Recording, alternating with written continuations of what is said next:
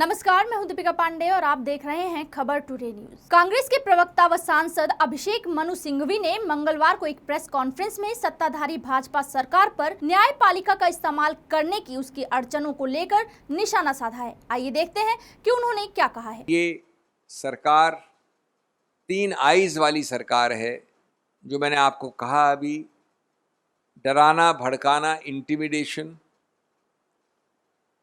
गैर कानूनी हस्तक्षेप, इंटरफेरेंस और दुष्प्रभाव, influence. Intimidation, interference and influence. और ये सब विशेष रूप से दयनीय हो जाता है जब इसका दुरुपयोग किया जाता है सबसे महत्वपूर्ण संस्था के लिए, यानी न्यायपालिका।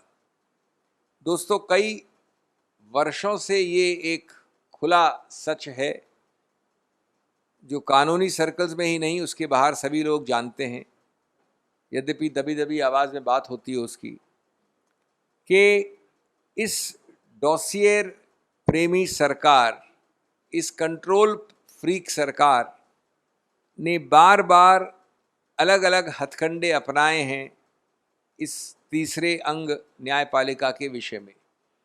मैं संक्षेप में 6 आपको जो टैक्टिक्स हैं, जो हथकंडे हैं, उनको मैं आपको लिस्ट दे दूं। 1, जानबूझकर बहुत ज़्यादा विलंब करना न्यायिक अपॉइंटमेंट्स के विषय में, जबकि आप जानते हैं कि अधिकतम बड़े बड़े हाई कोर्ट्स में 50% स्थान रिक्त हैं।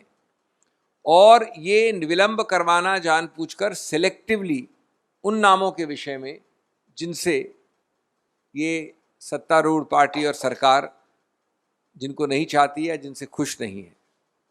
दूसरा, ये आजकल आम हो गया है कि जो नाम सर्वसम्मति से कोलिजियम्स भी अनुमति दे देते हैं, सहमति दे देते हैं, चाहे उच्च न्यायालय के स्तर पे हो या उच्चतम न्यायालय के, और वो आगे चले जाते हैं, तो ये बहुत ही अत्यंत भयानक चीज़ होती है कि एक ही सूची में से कुछ लोगों को नियुक्त कर दिया जाता है और उसी सूची के बाकी नामों को कुछ महीनों बाद किया जाता है, जिससे कि आंतरिक रूप से वरिष्ठता, सीनियरिटी में दुष्प्रभाव पड़े। और जिन लोगों को ये सरकार रोक नहीं सकती है कोलिजियम के सुझाव के कारण, उनको कम से कम इतना विलंब करे कि उनके आगे की सीनियरिटी हमेशा के लिए खराब हो जाए। और हाल में ऐसे बहुत कई उदाहरण आए हैं।